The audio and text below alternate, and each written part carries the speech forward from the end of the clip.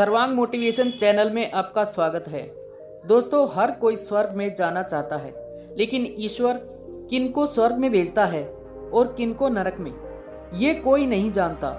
लेकिन ईश्वर ने स्वर्ग और नरक इंसान के ही हाथों में सौंप रखा है।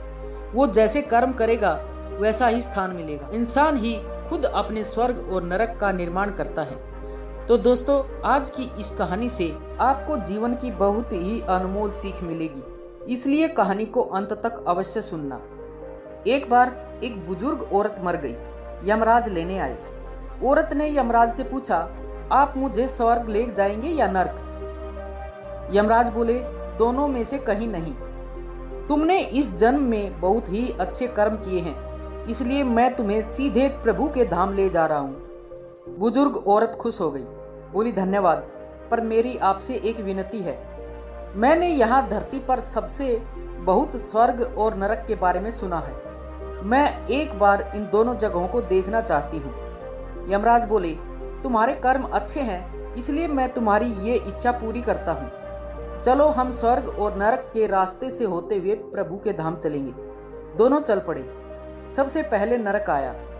नरक में बुजुर्ग औरत ने जोर जोर से लोगों के रोने की आवाज सुनाई दी।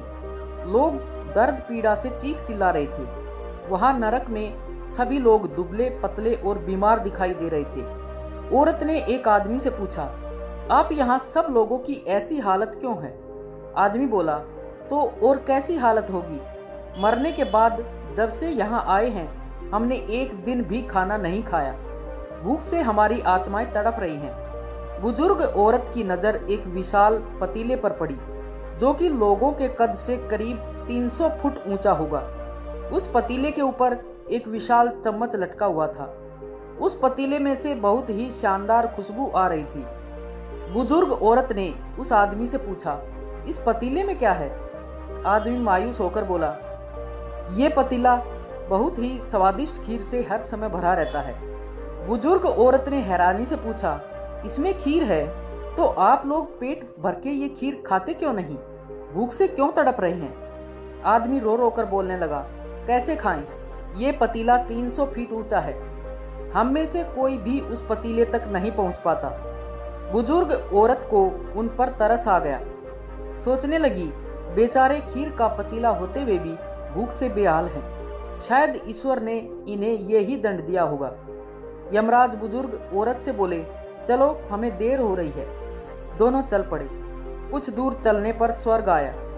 वहां पर बुजुर्ग औरत को सबकी हंसने खिलखिलाने की आवाज सुनाई दी। सब लोग बहुत खुश दिखाई दे रहे थे। उनको खुश देखकर बुजुर्ग औरत भी खुश हो गई। पर वहां स्वर्ग में भी बुजुर्ग औरत की नजर वैसे ही 300 फुट ऊंचे पतीले पर पड़ी जैसा नरक में था। उसके ऊपर भी वैसा ही चम्मच लटका हुआ था। बुजुर्ग औरत ने वहां लोगों से पूछा कि इस पतीले में क्या है? स्वर्ग के लोग बोले कि इसमें बहुत स्वादिष्ट खीर है। बुजुर्ग औरत हैरान हो गई। उनसे बोली, पर यह पतीला तो 300 फीट ऊंचा है। आप लोग तो इस तक पहुंच ही नहीं पाते होंगे। उस हिसाब से तो आप लोगों को खाना मिलता ही नहीं होगा। आप लोग भूख से बेहाल होंगे। पर मुझे तो आप सभी इतने खुश लग रहे हो, ऐसे कैसे? लोग बोले, हम तो सभी लोग इस पतीले में से पेट भरकर खीर खाते हैं। औरत बोली, पर कैसे? पतीला तो बहुत ऊंचा है। लोग बोले, तो क्या हो गया? पतीला ऊंचा है तो यहाँ पर कितने सारे पेड़ हैं। ईश्वर ने ये पेड़ पौधे, नदी, झरने हम मनुष्यों के उपयोग के लिए तो बनाए हैं। हमने इन पेड़ों की लकड़ी ली, उसको काटा, फिर लकड़ियों के टुकड़ों को जोड़ के विशाल सीढ़ी का निर्माण किया।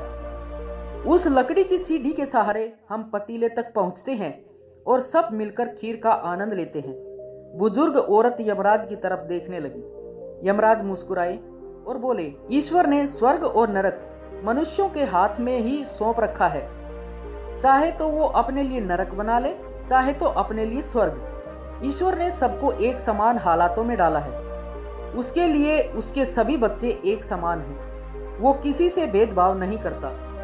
वहां नरक में भी पेड़ पौधे सब थे, पर वो लोग खुद ही आलसी हैं। उन्हें खीर हाथ में चाहिए। वो कोई कर्म नहीं करना चाहते, कोई मेहनत नहीं करना चाहते, इसलिए भूख से बेहाल हैं।